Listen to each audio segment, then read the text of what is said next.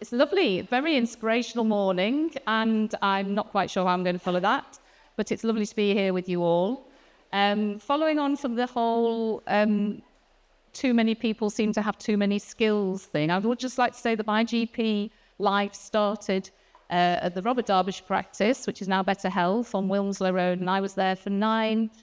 Well, before I took on any extra work or did anything interesting and portfolio-ish, I did do 9 years when my kids were quite little, and it was just basic GP for 3 days a week, proper, just as you would expect, with a Balint group, and I would really recommend a Balint group. And I think just emphasising that, don't think you can fly before you can just walk or run. It's a slow process being a GP, and actually that learning how to be a GP in a safe, supportive, really strong practice with a Balint group was just ideal, and I would recommend everyone tries to find that space to really bed in their GP skills. There's plenty of time in your career to do all sorts of exciting things, but that starting point's really important to really get that confidence.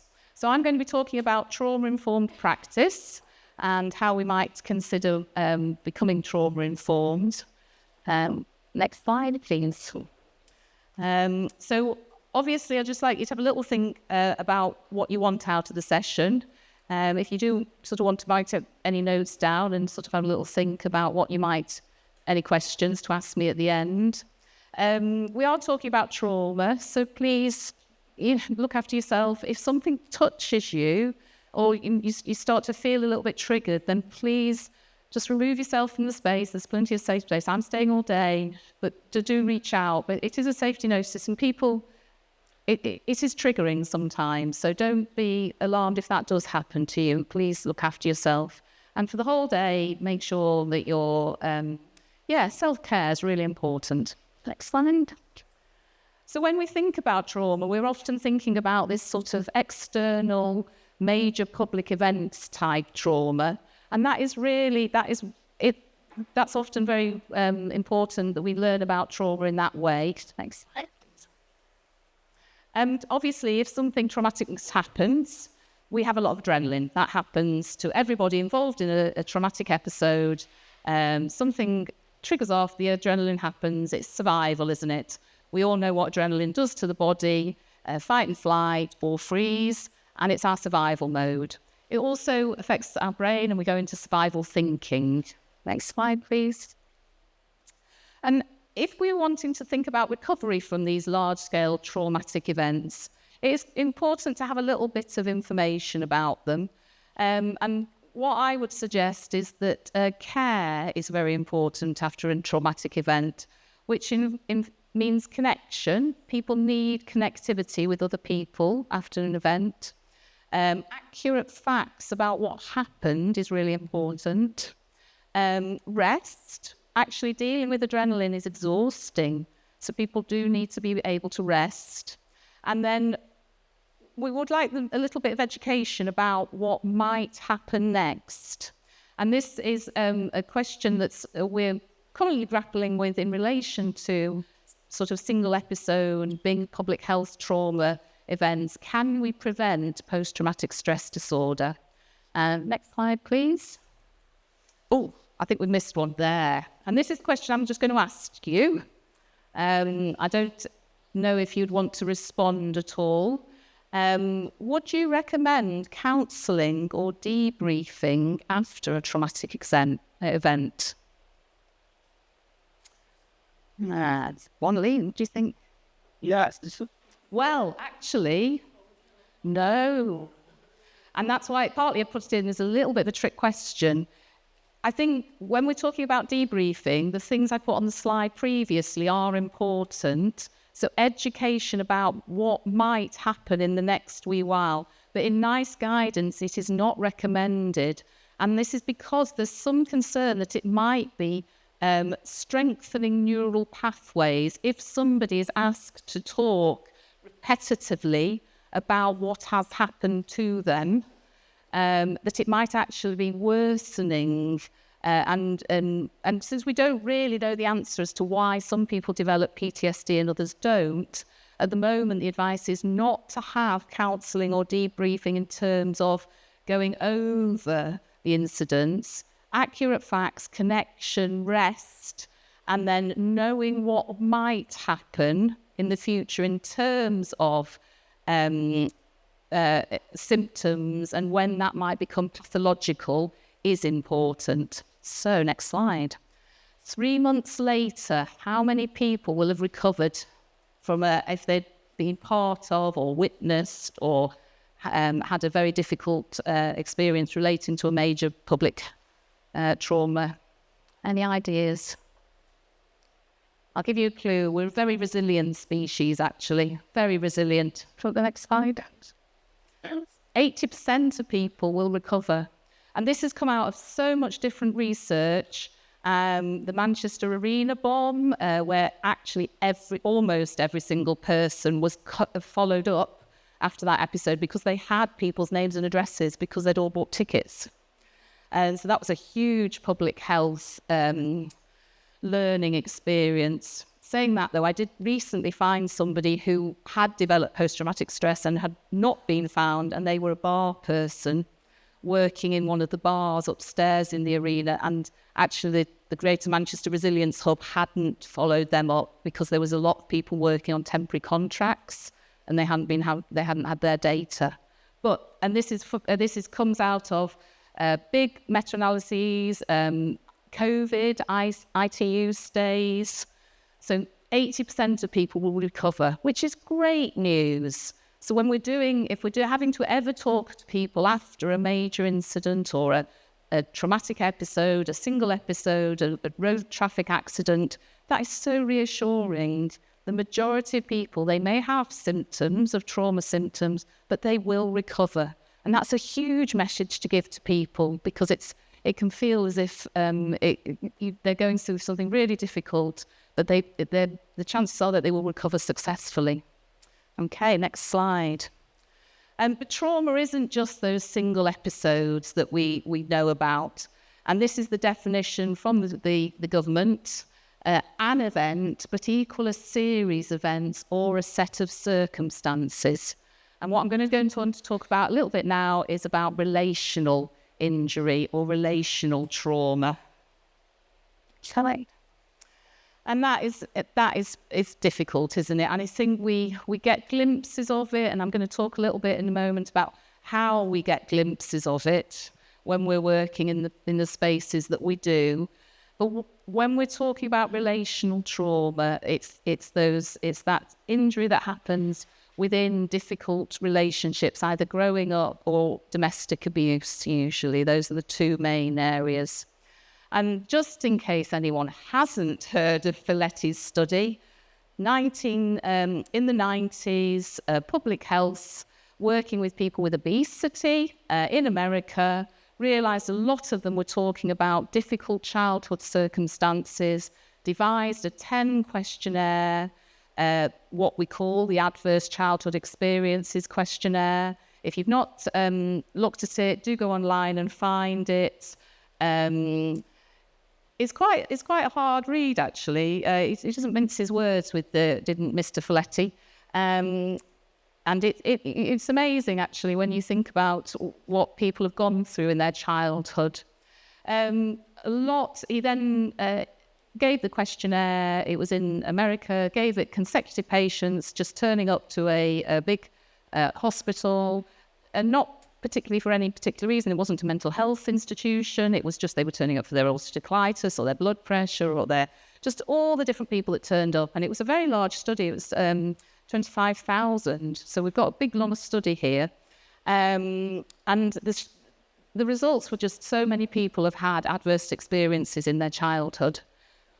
We don't know how many people go on to develop clear-cut PTSD because of childhood injuries or relational injuries in childhood, but we do know the consequences because so many studies have shown this linear impact of adverse childhood experiences. And it's almost now you could put in anything. I've put this 1% of people who've injected drugs. You could put almost anything, blood pressure. You literally, so many biological conditions will have this linear correlation to your adverse childhood experiences. And that's why we kind of bang on about it all the time, because it is so important for later health. Next slide, please. And there's the reason why we've started to learn so much more. It's a really exciting time to learning and knowing more about trauma and how the epigenetics of the brain. But essentially, I've just put one YouTube video here, but childhood trauma changes, methylated changes to the brain, affecting the HPA axis, oxytocin and neurotransmitters. And I'm going to put on a big suggestion afterwards if you're interested. But it's very clear that those first 1,001 days of a child's life are really important for affect regulation, executive function, and impulse control. And it's that epigenetic changes in the brain that really impact on how they can do this. And when we think about these are key social skills, aren't they? If you can't control your emotions, it's going to be difficult to start school. If you can't prioritise tasks, it's going to be difficult. And impulse control, we know, is incredibly difficult. Next slide, please.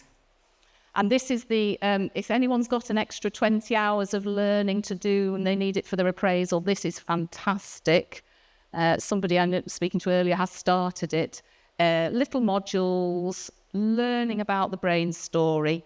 It's a free course, but you do have to pass each module to get on to the next one. But I would absolutely thoroughly recommend it for learning more about trauma and trauma awareness and what it does to the brain and how important it is. Next slide, please. And I just want to talk a little bit about PTSD.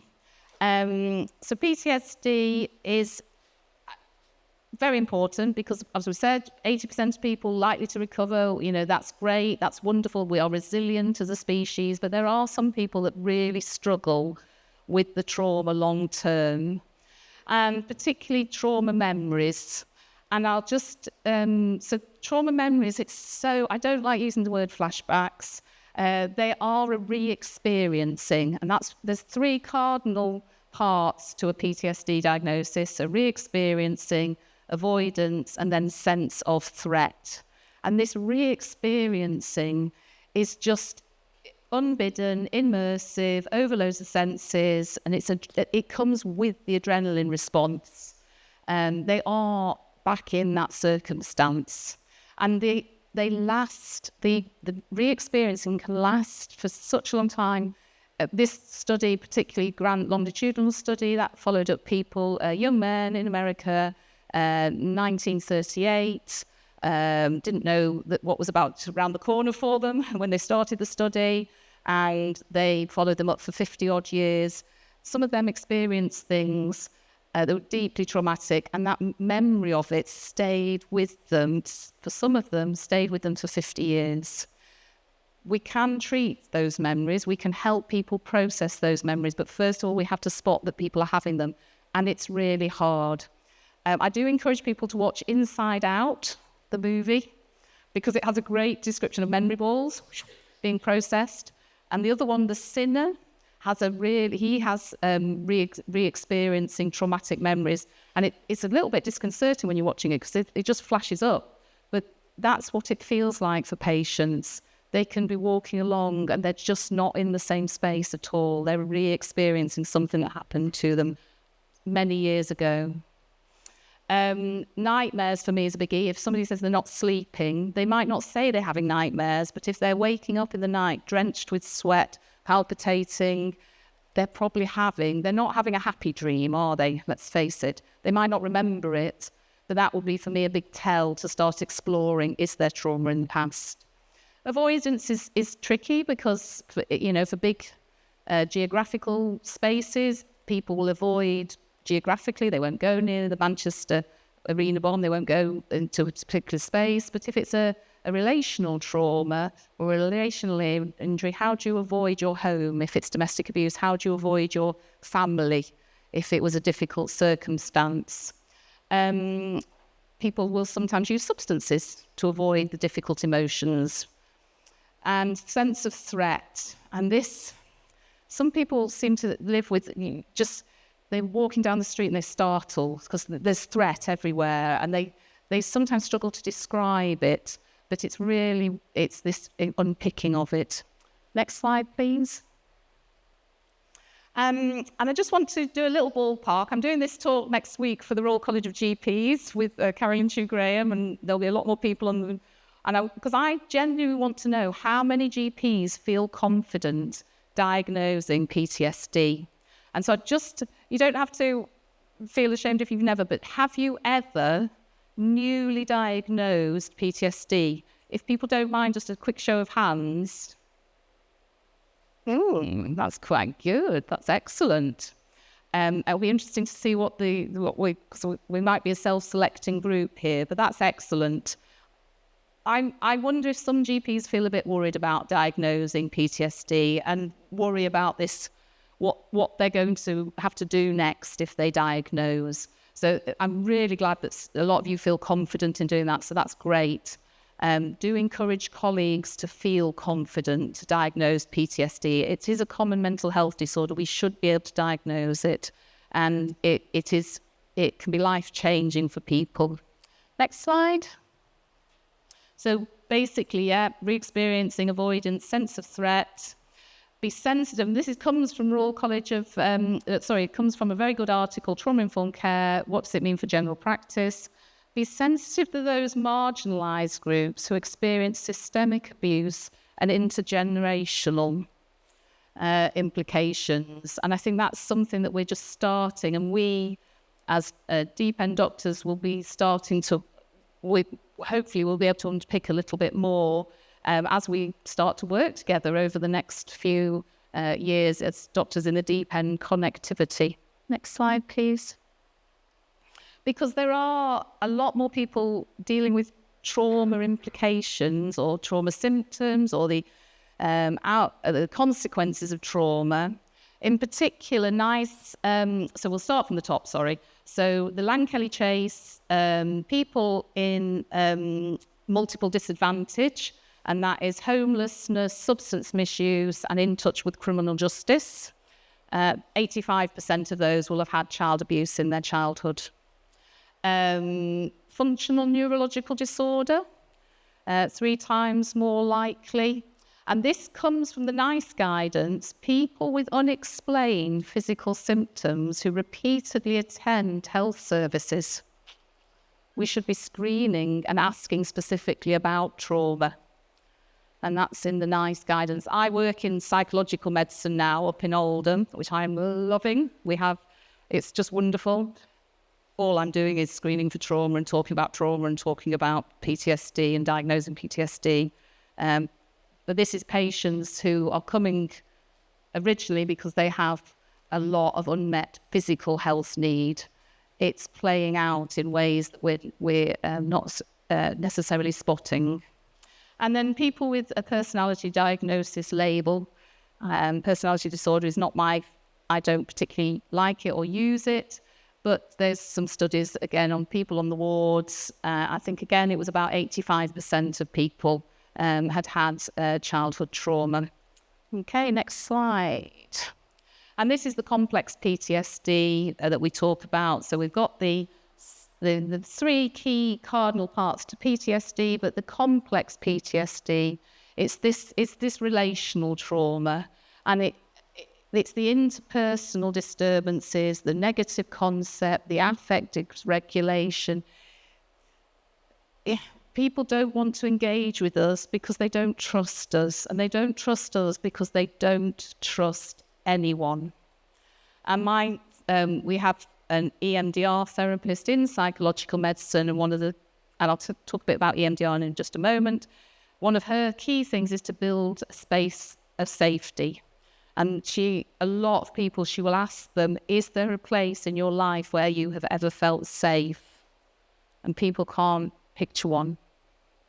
Can you imagine getting to an age where you just can't think of a space that you could go to, even in an imaginary space, where you feel safe.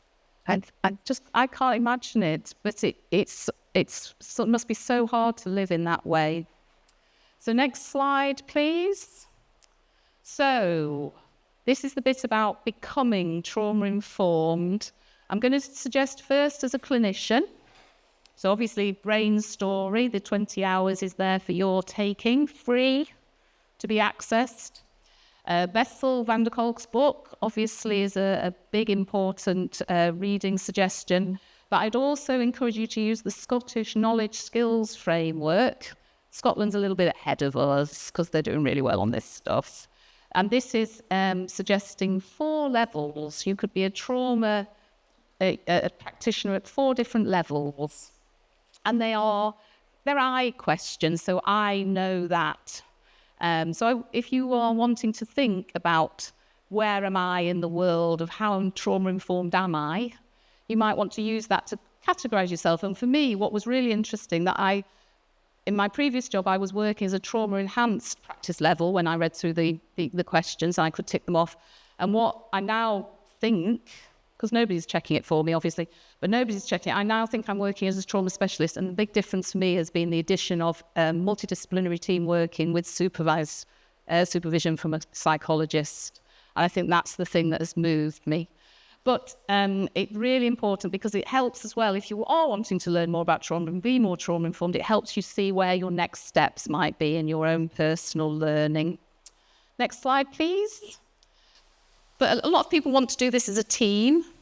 And a lot of people come to me now and say, how do I become trauma-informed? And they want a tick box and they want a badge. And GPs, we love a hoop, don't we? We love jumping through hoops. We're very good at it. How can I get that certificate for my wall? And then I start talking about journeys and self-discovery. And they're just like, oh, no, that's not what I want. I want you to tick the box. But there is some stuff so it might be helpful if your team wants to become trauma-informed. I would encourage looking at the homeless link, this document, being trauma-informed, trauma awareness, building safety and building safety, both psychological and physical, and then rebuilding control with empowerment and collaboration. And underneath each of those headings, there is quite a lot of tick boxes. So it's the sort of thing the practice managers would like to see and do, because it helps them think, and again, it shows your gaps and deficits and things you might consider doing in the future. And then a really good video, which is really encourage you to encourage the whole practice to watch. It can be a little bit triggering. So you might want to, if you were going to watch it as a practice, you might want to make sure that people had a space to go to or somebody to contact if it did trigger things off. It's quite powerful, considering it's an animation. It's really quite powerful. But I would encourage people to use that as a resource. Everything's obviously online and it's all linked.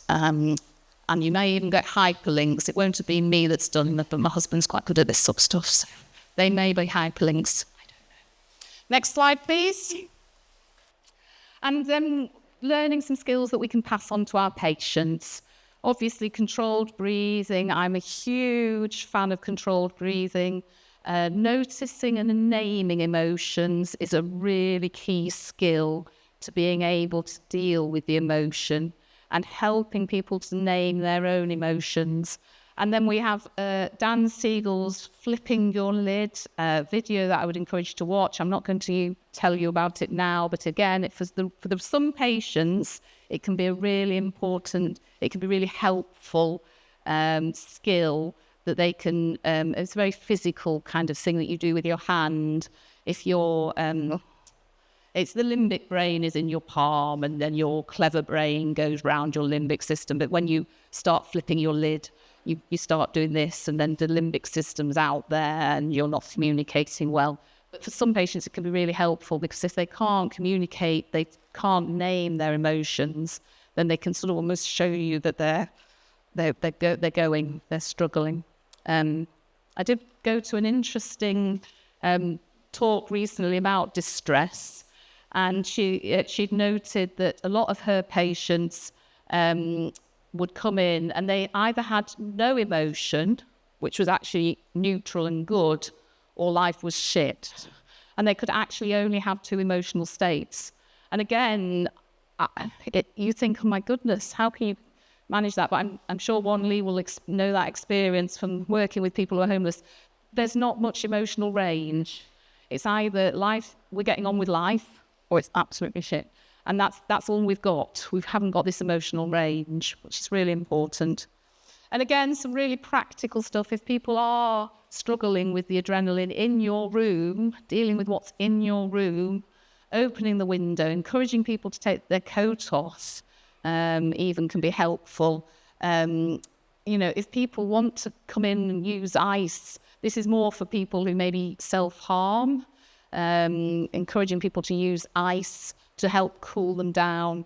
A lot of homeless consultations used to take place outside because it was just so much. They felt happier, I felt happy. It was safely. We would take somebody else out with us, but it was a good way to do that. Next slide, please. And these are the things that we encourage as part of trauma-informed practice. And obviously remembering that our survivors will have strengths and resilience because they have survived. And let's not underestimate that they have strengths, real strengths. Sometimes it's about unpicking those strengths and reflecting them back to somebody, but they have survived. So they have strengths. They may not know them, but they do have those strengths. Next slide, please. And just briefly before I end, there's a lot of words out there. So what I did was pull them together, and then I've put a reading list. So workplace trauma, there's a lot of stuff coming out from the Royal College of Obstetricians about this, because obviously they have a lot to deal with as obstetricians. I think it's an important thing to recognise, which sort of links with vicarious trauma, which is where you're not in direct threat, but you're watching somebody else having in a space of direct threat. Not quite the same, but similar. Moral injury. This is the concept that something very important in your value system, you're being asked to go against it.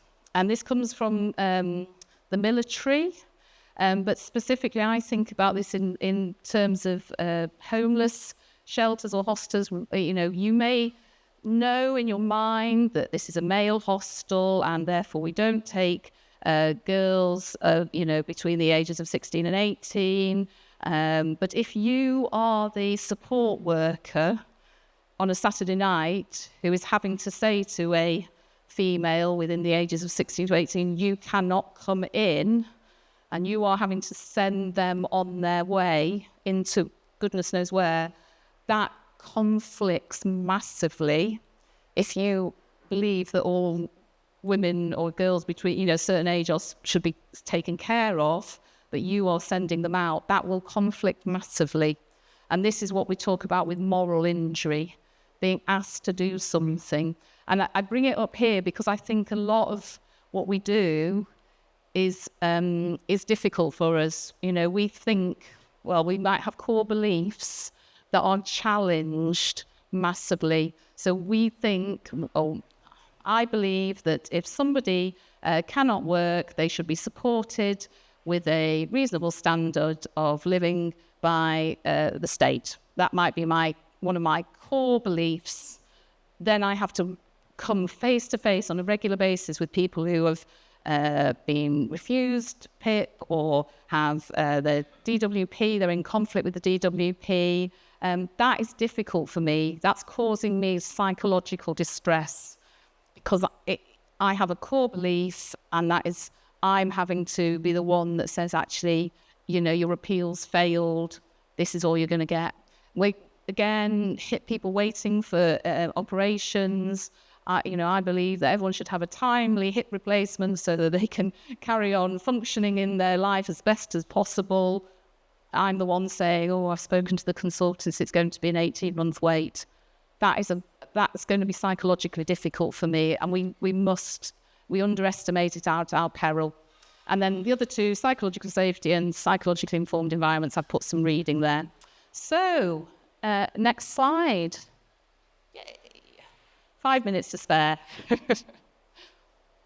Has anyone got any questions? Thank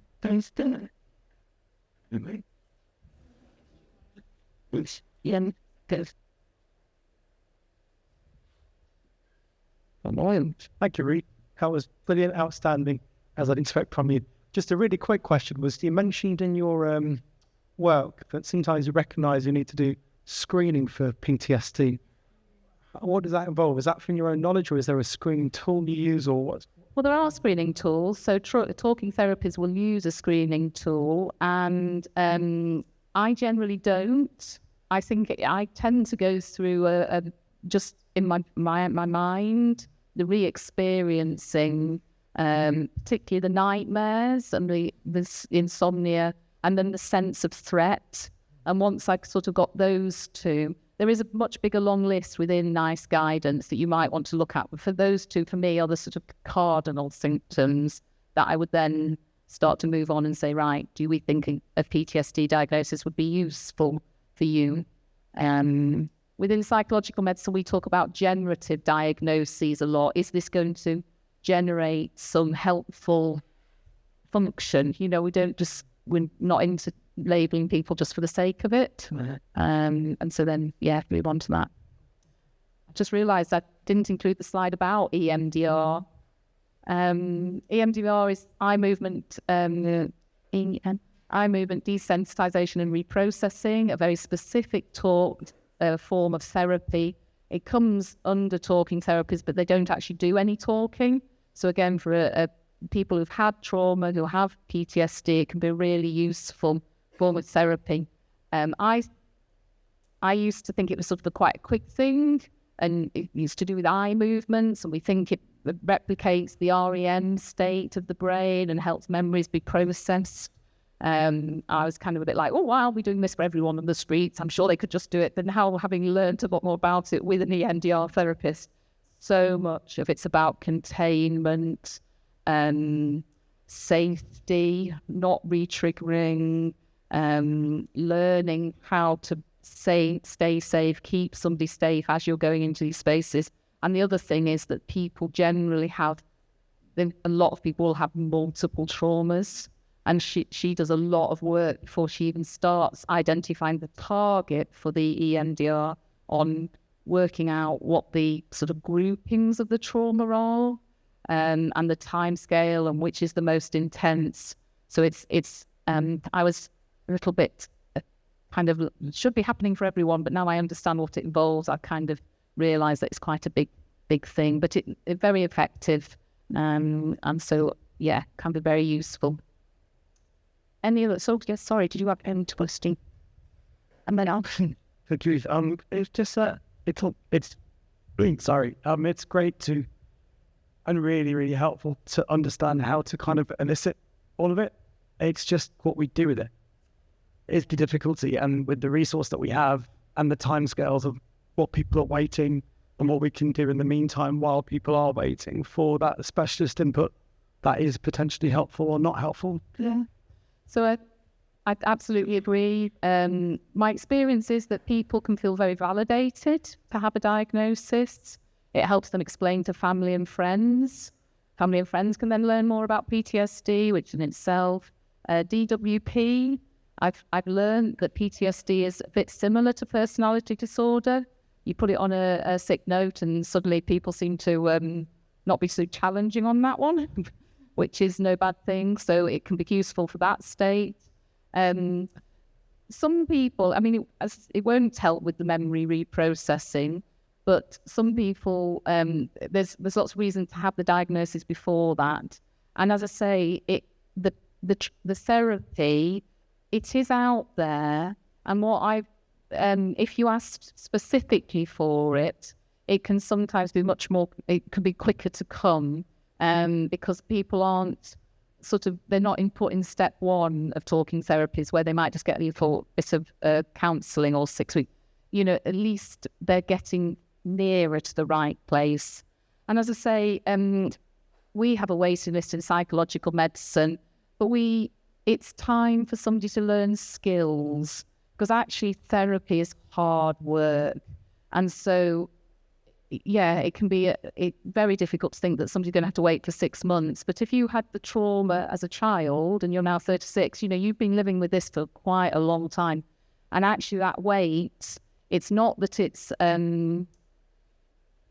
a time to reflect on the diagnosis, but learn the skills, the emotional regulation skills, because once you actually get to the therapy, quite a lot of the therapy breaks down because people actually aren't skilled enough at being able to regulate. So they'll go in with the EMDR, she'll start talking about what target we're going to use. Let me talk to you about all the different traumas. That it's just, the adrenaline's there, they can't.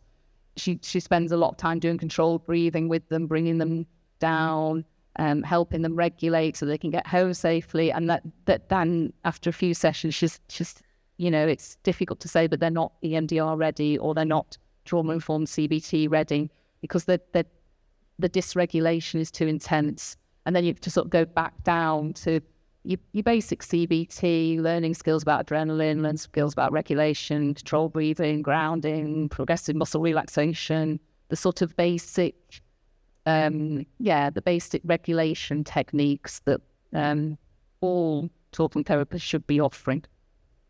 Seth. Is this last question and then we'll move on, yeah? Thank you for your milk, it was really good. I just was interested in what you had said about the epigenetic side as some of the features, and I can't quite remember all of them, but there seem to be quite a few that would potentially be linked to ADHD as well, like the impulsivity control, those sorts of things. Would you recommend, say, parents are coming for children, ADHD assessments for older adults coming in for inquiry about ADHD, would you kind of be advising or recommending or thoughts on should we be looking at inquiring about treatment? Yeah, absolutely. It'll never harm you. If somebody, this is the thing about the can of worms, if somebody's been living with trauma, it is their daily lived experience. And if it's because they witnessed their mother being beaten up when they were the age of 7 and they're now 37, that's 30 years of lived experience. So we might have a concern about a can of worms and a Pandora's box and something, and that is our concern. For them, it's their daily lived experience. In terms of your other question to do with diagnoses, I think we're in a complete place of complete flux. And I absolutely know that in 30 years, maybe even less, 20 years' time, people are going to be looking back at what I do in the same way that we look back at leeches, and they'll be going, she used serotonin, she thought it was serotonin, she did sertraline, and she did what? Because I think we're in a total space of flux. We have this very static ICD-10 descriptor of a black box, essentially. But as we are learning more with PET scanning and various different testings and epigenetics, all of this stuff, it's moving at pace. And I'm absolutely prepared to be laughed at in a who knows how long it'll be. But I think we're in a state of complete flux in terms of actual diagnoses and what labels we use for people and how we function. So who knows? Watch this space.